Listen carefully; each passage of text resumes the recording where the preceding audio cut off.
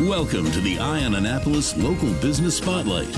There are thousands of locally owned businesses in the area, some small and some large. Some you may know and others you don't. But one thing they all have in common is a great story, and we want to share it with you. Join us every Saturday as we talk to the founders, the owners, and the managers of local businesses you have come to know and love, and those you will come to know and love. Now here's your host, John Frenay, with this week's Local Business Spotlight. And I'll tell you, it's been a long time coming because we've been trying to do something with AMFM for quite a while. And I know I was working with Sean O'Neill, he's on the board, and we're here at Rise Up Coffee in Severna Park with PJ Thomas, who is the president, the grand poobah, and everything that is AMFM. How are you? I'm fine, thank you. Well, I want to say AMFM is much easier to say than the real name of it, which is the Annapolis Musicians Fund for Musicians. Correct. It rolls off the tongue much better. And the website is am- or hyphen, depending on what school you're in, fm.org. So it's amfm.org. Not to be confused with the one without the AMF or without the dash in there, which is the Association of Marriage and Family Ministries, which is completely not where you want to go. But we do want to dive deeper into the organization because it is such a wonderful organization specifically for the musicians and artists here in town. But in the most basic sense, you pay local musicians when they get screwed over. Correct. I mean, that's not a real good mission statement, but I mean, that's absolutely correct. Yeah. Oh, how did this come about and how did it start? I know that you came involved early, but not at the onset. So our founder is Matt McConville, and he is now founding emeritus. That's fancy. I know. And Did he get like a badge or something? he should. And so he's available, for consultation, and, he's always going to be part of AMFM. And Sean O'Neill was there in the very beginning as well. Martha Jacobs, quite a few others that were very instrumental in creating AMFM, seeing that there was a need. And I think in its earliest stages, it was probably more of a need on the catastrophic level. A medical issue or something catastrophic happened to a musician that we would be able to step in and help. This goes all sort of back to the starving artist thing, Right. right? I mean, let's face it. Unless you're Taylor Swift or some huge artist, I mean, this is a tough industry, Right. And we had the Lost Gig Fund, and that was primarily, when a musician loses a gig because they're sick, that can be catastrophic to them as well because they're not going to get paid. And you have to work very, very hard to be a musician and make a living. It's such a thing. I sit there and think we live in a gig economy right now. And there's a lot of people that are working jobs that are probably very underpaid, that they maybe drive Uber, or they do, deliver stuff like that. And when you are sick, that all adds into your income at the end of the year to, put food on the table and put clothes on the kids' backs. Well, and in the early days, when we didn't have as much money, we weren't able to expand where we've expanded today. And I'm not saying that we've got all this money now, but such a large percentage of the money we bring in goes to musicians. Our overhead is so tiny. And our board gets absolutely nothing, not even a cup of coffee, okay? We have tried to create an environment where as much money as we can, as possible, will go to a musician. So in those early days, maybe somebody would lose a week or two of gigs because they got hurt. They hurt their hand, they're a guitar player, a bass player, or whatever. We were able, and we would come in and we would give them $100 for each gig they lost if they met the criteria. And the criteria is that you have to play and you have to live in one of the zip codes that's in Annapolis or surrounding Annapolis. There's quite a few of them. Or currently, you have to play in one of those Annapolis zip codes 18 times a year. Okay. to qualify. So basically, you've got to be a working musician here in town. In Annapolis, correct. And then as time went on, we grew. We added the In the Vein of shows, and that was, our big events are always like the Christmas shows, 2 nights at Ram's Head.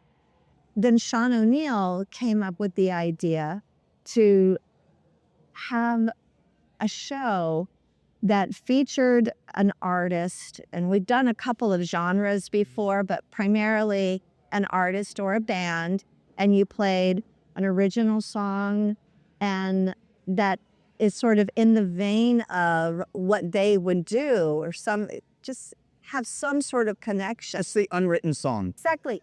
And you play a cover, right? Because let's face it, you go to a show, people also want to usually hear songs that they're familiar with too. Oh, so it's kind of the best of both worlds, because you're going to get, if you love the Rolling Stones, then you're going to get 50% of Rolling Stones that night, and the other 50% is going to be somebody's interpretation of What's to come. It could be the style of music. It could be the lyrics. There's some connection, So That's going to be challenging for the musicians to come up with too. but they love it, and there have been a lot of fantastic songs. What comes to mind to me in the very, very beginning, our very first show was Tom Petty. Very first In the Vein of was Tom Petty. Mm-hmm. And I just remember there being a song that I thought, that could have been written by Tom Petty. Like that. You got your ahas, like, whoa. And anybody that knows me will hear me on a semi-regular basis say, I miss Tom Petty, okay? Yeah, I think we all do. Well, in the Vein of shows are really great. And I do want to talk about that, about the big typo. It's VANE.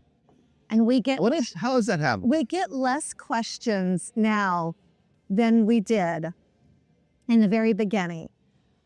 Sean O'Neill, came up with this idea of In the Vein of, that our logo has a weather vane on it. And I know people out in the internet world can't see this, but you could go to our website and you could see one if you Right. the guitar. in the corner, the guitar and is on top of the weather vane.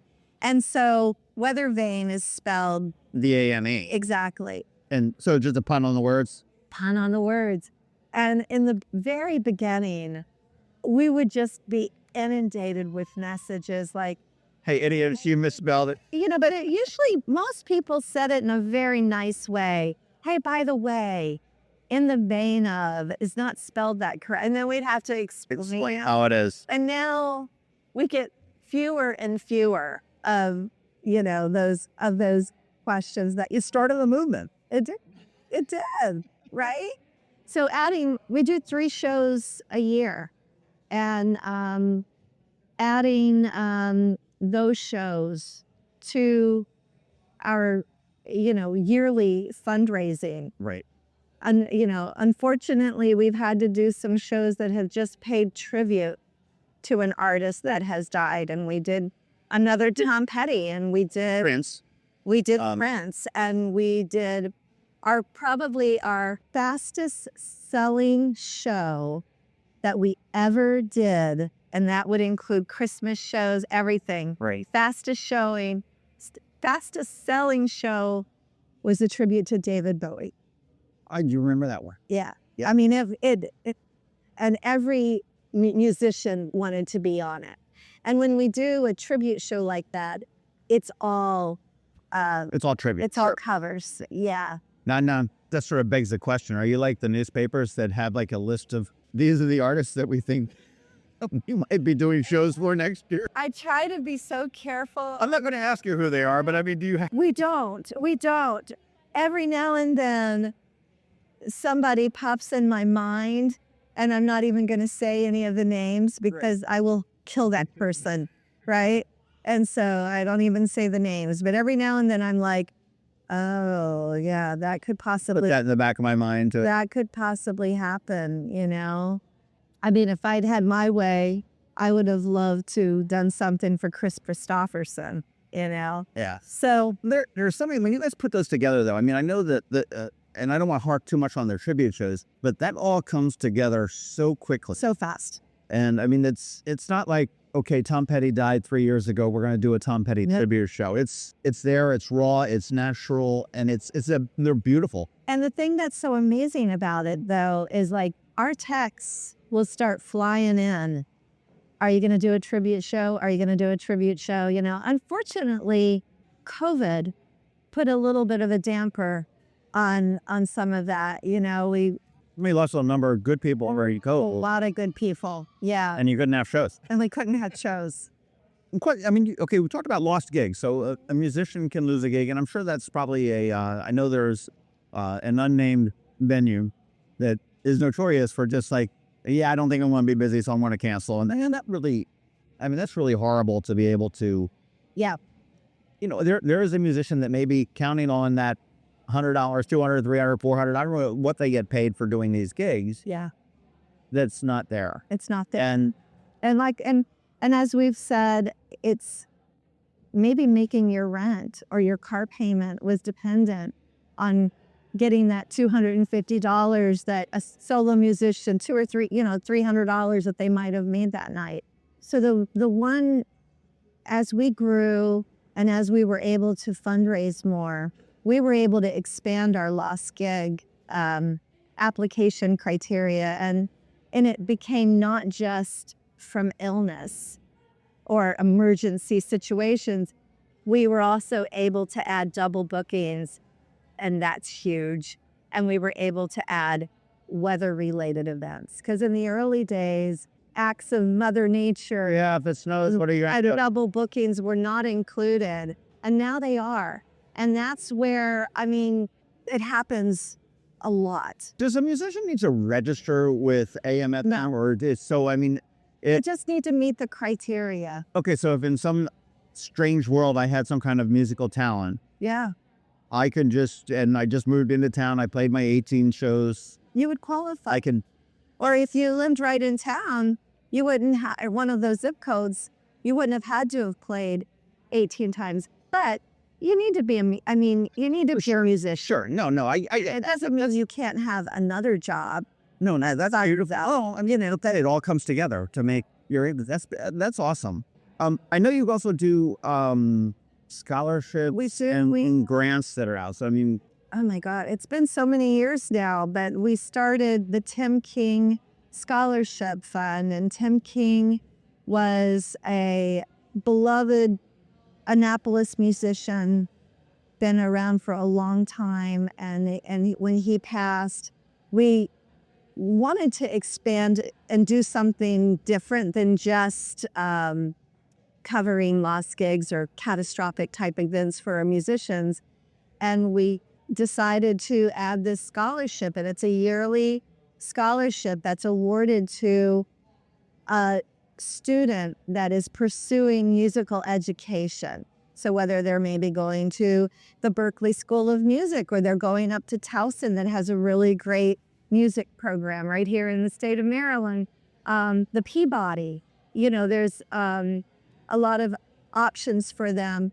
But, it's a little something that helps them, maybe pay for all their books, or every little bit helps. every little bit. And I mean, before we started recording, we were talking about kids through college and stuff. And I remember one time listening to a kid, they were talking about delegate scholarships, and it was, $300 or something like that. And I said to him, if you walked out of this coffee shop right now and you saw 3 $100 bills lying on the ground, because they were saying, oh, it's not worth my time. And I said, would you bend over and pick them up? My daughter applied for every single one of them. So. That's sort of a funny story. My son got one from Delegate George when Ron George was in there. First year it was $300. Next year he didn't apply, but it all of a sudden just showed up, and it was $2,500, which is significant. And we went back into Ron and asked him. He said, "Is this a mistake? Is this what's on?" He says, no. He says, I remember you from last year. He said, you appreciated what I did, and you were the only one to write me a thank you note. And I had extra money this year in the scholarship fund for people that didn't apply. So I'm like, they're Wonderful. worth your 32 cents or whatever the hell stamp cost. It's Wonderful. And, but when you look at a scholarship, I mean, there's just so much of beyond tuition and room and board, depending if you're living there, that it could go for. And certainly I imagine as a musician study, I mean, you've got additional costs. I mean, yes, you've got the book cost, you've got the tuition and everything else, but I mean, you got to buy broken banjo strings. God, that's huge. Yeah, it's huge. We also started the David Glazier Education benefits. David Glazier Education, that also helps camps in the summertime that offer a musical component to their summer program. Okay. And we have people apply for it, and we used to only give it to one organization, and now we've expanded and we're able to, I think we helped 3 or 4 organizations this summer. Well, that's great. That gets the youth engaged in music. And David would have loved that. He was very interested right before he passed in doing more with kids and in those programs. And so this was a really great way for us to pay tribute to somebody, that meant so much to so many people. And then I did notice that you recently added a bereavement for Found Hattrick, which is, he was probably one of the greatest guys around, and unfortunately passed away 2 years ago, I guess it was. Yeah. It's actually been longer than that, but yeah, it has been. But Sean was a wonderful person. He played at some of our shows, just so loved by so many people. And his wife and family had a festival called the Play a Song Festival, and it was over at the Eastport Democratic Club, raised a lot of money, and they gave a lot of money to AMFM, and we decided to create that bereavement fund. Fortunately, it hasn't been used a lot, but it's there if a musician passes, or if a wife or child passes. We've allotted some money to help them with expenses. And that's so. I mean, a friend recently had a child pass, and everything is so sudden. I mean, if we have aging parents, that's one thing. We've got some time and everything else, but when something's sudden, it's so difficult, and any little bit will help. Absolutely. And again, it's very similar, I guess, to a missed gig type thing. I mean, if your family has been thrown into turmoil, you may not go to work, and so that's wonderful that it's done and done through the neighborhood. And you guys do so much for the musicians. I mean, do all of the musicians in town know about you for the most part? A lot of people found out about us during COVID. We gave out almost, I want to say it was somewhere close to $300,000 during COVID, and practically depleted our fund. But through the generosity of so many of, local people, even people from afar, donated to AMFM, and we were able to give that type of money away because if we hadn't, I think you would see a lot less musicians in Annapolis. Yeah. No, I agree. And it was funny during COVID. I mean, I used to watch all of the concerts that you used to put on. I remember how glitchy it was at the beginning. There's everybody trying to figure it out. I know. It's all pixelated. And I'm still a little bit salty about the money I donated, and I still don't have that PRS guitar, but I don't know what the hell I would do with it if I got it. So it's all good. But we just finished our Giving Tuesday campaign, and I'm waiting. That was this past Tuesday. I'm waiting for Sean to send me the final reports, because we have our post office box. People do still send checks. That's wonderful. And we have PayPal and Venmo, and then there's Facebook is only a very small component now as far as the donating through Facebook. And then the cash that we raised that night at Smokehouse, our Giving Tuesday night. And so we haven't actually drawn the name yet. It will probably be on Monday because I'm waiting for, I want to make sure anybody that donated from November 22nd, which was the start of our 12 days of giving, Right. to that Tuesday, December 3rd, I think it was. I want to make sure that they get a chance to win the guitar. And it's a beauty. I also do want to say congratulations on your new logo. Yes. I was not a real fan of the old one. I can say that now, but it was just sort of very boring and very gray and red. But you figure, during that time when that logo came to be, it was probably pretty cutting edge. it was pretty, yeah, it was, I think I do have a picture of it in here somewhere, but it was supposed to be sort of the radio dial. And Okay, I never picked up the radio dial. Okay, right, yeah. And now it's it's got the waves. beautiful. It's got, yeah. So the navy colors, since we are in Annapolis, and the waves and the musical note. And if you go to our website, you can see the logo. Well, you absolutely should. At am-fm.org. .org. Yes, and all of our artwork, this logo, our artwork for our shows, it's all created by the great Lori McDonald, and she does it pro bono. She doesn't charge us. And I'm also excited to say that we're getting ready to launch a new merchandise store. And we've kind of joined forces with Marty's Bagworks and Edgewater. Okay. And we're going to have an online store and with our new logo, a lot of really great things. Yeah. Very cool. I do love that you keep it all very local. And you mentioned that your graphic artist does the pro bono. Yeah. But when you do the In the Vein of shows, those are pay-free gigs for these artists, right? They do this out of the kindness of their hearts and with the thought that, gosh, this is here, but I hope I never need to use it. But many of them have. Yeah, right. Sure. And they're grateful. And it's also a great, if you ever kind of wander back to the green room area at one of the shows at Ram's Head, it's like a homecoming. If you're standing in the back by the bathrooms and all the musicians are there, I mean, they don't get very many opportunities to get to just come together and hang out and, be with one another. Well, I think my favorite part of any of the In the Vein of shows, and certainly with the Christmas shows, is at the end. The finale. Not that we're leaving or anything like that, but Yeah. Here you've got just this most bizarre mashup of musicians that come together on a whim, All right. and make it happen. I mean, it's just it's such a beautiful thing as you see it. Rehearsal. Sometimes it's obvious. I mean, we're literally just, during the show giving out parts. Like, can you sing the first verse? Can you sing the second? You're doing the Keith Lane. Oh, shit. Yeah. But it's so much fun. And I think that this organization is really one of a kind.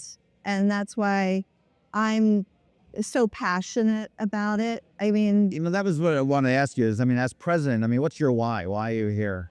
You said the passionate. it is. I'm here because I love the Annapolis music scene. I am an Annapolis musician myself. What's your background in music? Well, I played violin all through school. I was in the orchestra and I would dabble in some singing. And then I would say very early 2000s, I got into a little band with two other gals and played guitar and did the lead singing for that. And then it expanded into going into other bands and Next thing you know, you're hooked. and then I got hooked, and now I primarily play with my partner Neil Bumgarner, and we go by PJ and Neil. Right. But I play in the other bands of Wildflowers, the West Street Revival Band, and Being so tuned into the music scene as a musician yourself, as well as heading up AMFM right now, what's missing in the Annapolis music scene that you see? What would you like to see to make the scene better here in Annapolis?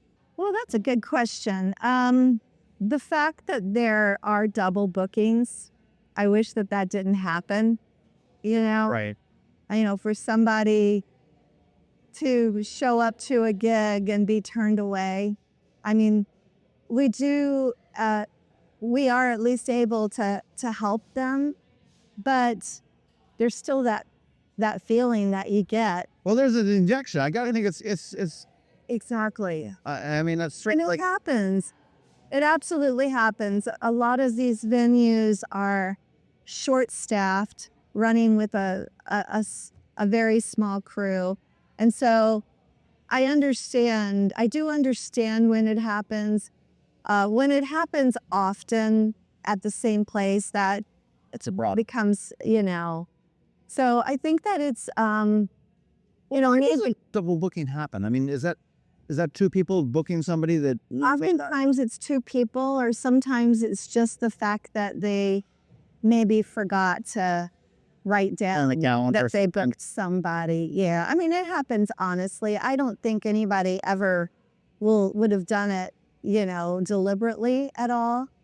But I think that maybe an education, we could maybe do better educating venues, the importance of, booking people and Well, if that's our crew, that's Dine and Dash. and following through. You're never gonna, and There's reasons that it happens. there are definitely reasons that it happens. Yeah. But I mean, to a restaurant, I mean, that has live entertainment. I mean, that's like somebody just skipping out on the bill. Yeah, you're now out that money. Right. You paid your server, you paid your kitchen staff. And oftentimes, they will immediately book them for a different night, but you lost the money back But it doesn't. But the more Easter tomorrow. that night. Right, exactly. So I think maybe a little bit more of an awareness as to how things impact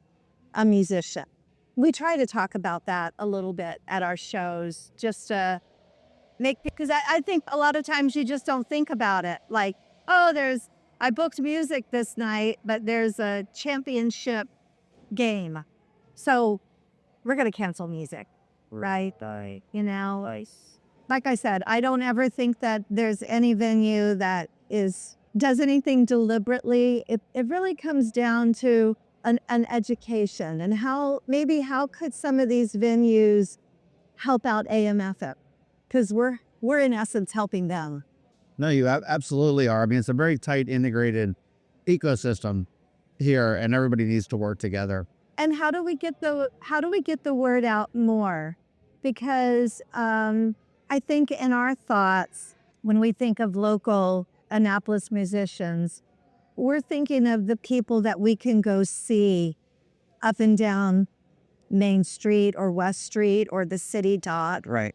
But that expands to, maybe it's somebody that plays in a praise band every week or twice a week, right? In the Annapolis area, or, they play in an orchestra, or, Sure, over Maryland Hall or what? Exactly. They're musicians, not just The bar. the musicians that we have in our mind, right? So how do we True. kind of Expand that. be more inclusive? As we start to wrap up, what would you, if you weren't working for a law firm and you were a teacher, what kind of grade do you give the Annapolis music scene? I would, As a teacher, not as the president of AMFM, because you're going to go with the A+, okay? I'd probably give it a B+. Okay, well, you are in absolute agreement. Before I came here, I went to ChatGPT, and I think they nailed it pretty good. What they said Annapolis earns a solid B+ for its music scene. The city excels in fostering a close-knit, welcoming environment for both musicians and audiences. Spot on. Top-notch venues and community-driven events. And, you've got Ram's Head on stage. You've got Maryland Hall, which is, we could have some better venues. I agree. We'll see what happens MC3 or whatever. St. John's has a great new venue with their auditorium. Community-driven events, and we can't get much more community-driven than the In the Vein Of series or the Christmas things. And you can look out into Eastport or Rockin' and This Yep. everything that goes. I mean, the Annapolis Songwriters Festival, which really draws in Right? everybody locally here. However, it said its limitations in scale and genre diversity prevented from achieving that A grade. Annapolis punches above its weight for a city of size and offers a charming, high-quality music experience, particularly for fans of acoustic and folk-based genres. Yeah. Now, we don't have a big like hip hop scene, and I guess that's what they're kind of alluding to. Right. Right. And I think we could use a little bit more on that, but I think that's a pretty spot on generalization of what the music scene here is in Annapolis. I think we are so lucky to have what we have here. Okay, we can talk about Ramshead, and I must say that's a low hanging fruit because it's it's an internationally known club, and there's not a musician that doesn't love playing that room just for the acoustics and the intimacy and everything else. And there's nobody that goes there that says, oh, I got this crappy seats, because there are no crappy seats. But you look at other musicians that, as PJ, as you mentioned, that we don't necessarily think of when we're strolling Main Street or West Street. But Right. we've got the Annapolis Symphony Orchestra. We've got the Naptown Philharmonic now. We've got, the chorale. We've got Live Arts Maryland. We've got the opera. We've got the ballet, which, gets into a little bit out of the music. Performing. Right. But, we are just so rich in this town. Right. And, one thing that I've often said, and I wish that Christian and our gang at the Visitor Center would get on this, is that in the summertime with live music, you can have live music every single day of the summer. It may not be to your liking, Right. but between the Maritime Museum, the City Dock series, the Town Center does something, Quiet Waters Park does something. You've got all these venues that put on these, and they overlap. I'm like, why don't they all each get a specific night? So when visitors come here and they say, what's there to do? A concierge or a front desk clerk at a hotel will say, you know what? We have free live music from Memorial Day to Labor Day, weather pending, mostly within walking distance. I mean, that'd be so cool. Well, and the other thing that's been so great for Annapolis is the revitalization of West Street. Yeah. And so you have Dinner Under the Stars, and you have the First Sunday Festival, and what's the chocolate one called? Oh, the Chocolate Binge Fest. The Chocolate Binge Fest. And you have musicians playing all of those in several locations. And that was added in, actually. Initially, it was just, put the tables out and serve the spaghetti. And then they had the strolling musicians, and then they had the little stages set up at Stan and Joe's. And I'll throw a shout out to Stan and Joe's because, that's a great venue because, there's never a cover charge there. You can go in and you can see anything. I love that Ramshead has done the Songwriters Festival, and I love that they're bringing in the songwriters, internationally known songwriters, but they didn't forget their roots of the Annapolis music scene because they have all of the local songwriters that are coming in there as well. Yeah, it's just the only other thing that I'd like to add, and it kind of goes to what you're saying as far as the youth in Annapolis. We've got some really incredible young performers coming up. We've got Nate Finn that everybody just absolutely adores, and, Madison Bailey and Carly Winter. And one of the things that we would like to do in coming months is add another board member or two to our board, and we want them to be young. That's smart. And so, because, young. It's all relative, I guess. I had a late night gig last night, and I'm not feeling so good this morning. But we do recognize that we need, not only are they more technically proficient, they, I grew up with a typewriter. So I think adding that youthful aspect to our board can only serve us in a positive way. And the beautiful thing, I've talked to several artists that come into Ramshead, and I've said that, music is so timeless, and it is universal, and it's binding. Yeah. And I love that when you go to any concert or performance, pretenses, politics, biases seem to always be checked at the door. And you've got a group of people that are in a room sharing an experience.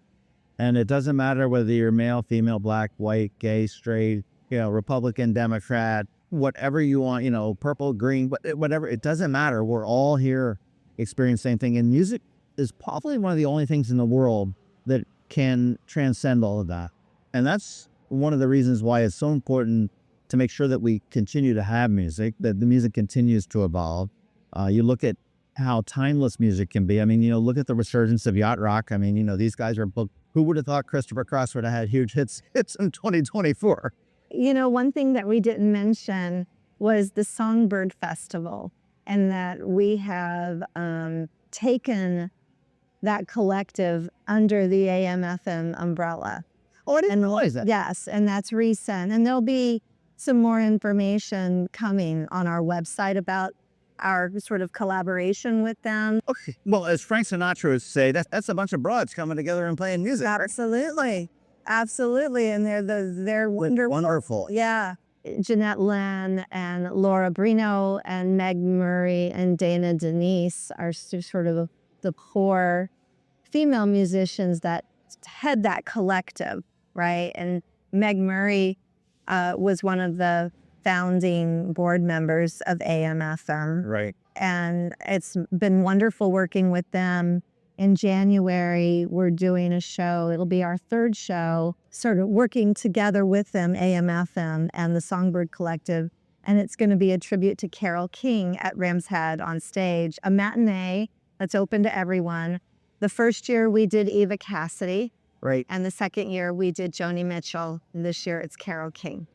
So that'll be a great show. I mean, I saw the festival at Maryland Hall this summer. It was and that was their second festival. They're already making plans for the third.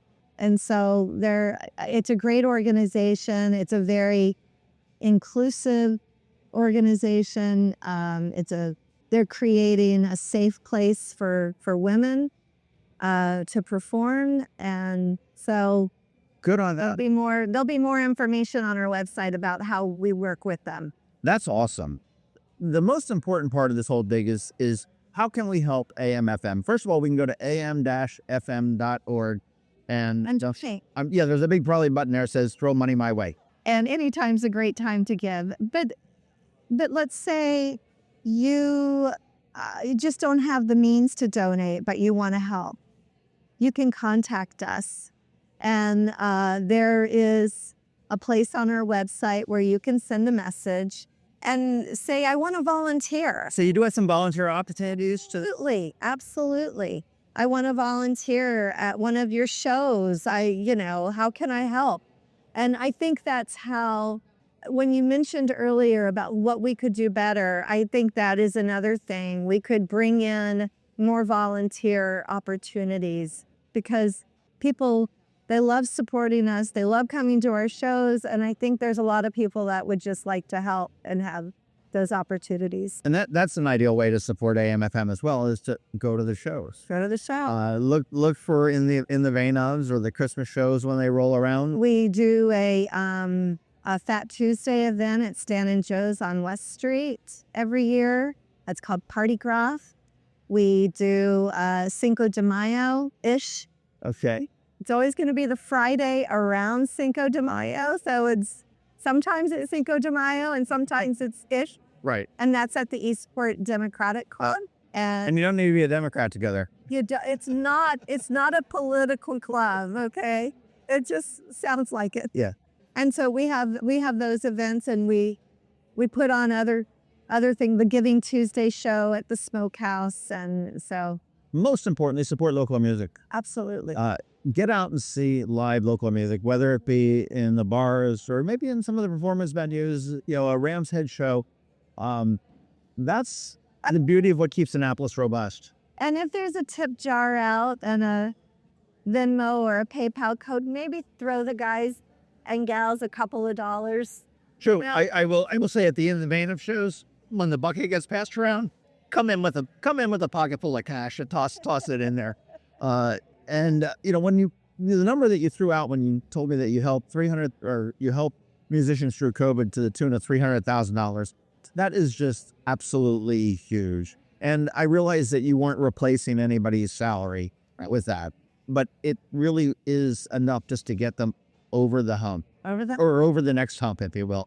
And I mean, people had to get extremely creative during that time, playing outside, doing live streams and accepting tips. It was a scary time for musicians. It's so important. Music really makes the world go round in Annapolis. And you're very hard pressed to walk city docks. A lot of times there's buskers down there. For some change if you have it, or scan their VR code. Because these guys, while they may not be being paid by the venues or something like that, they are out there working and they are talented. You know, even the governor busked a couple of years ago down there for dollars. He ended up donating to St. Mary's.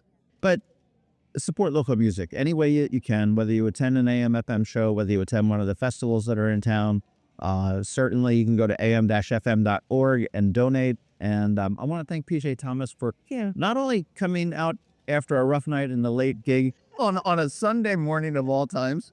Absolutely my pleasure. And I also just want to say that I wouldn't be able to do what I do without like the most amazing board that we have, and also without the foundation that Matt McConville set out for me.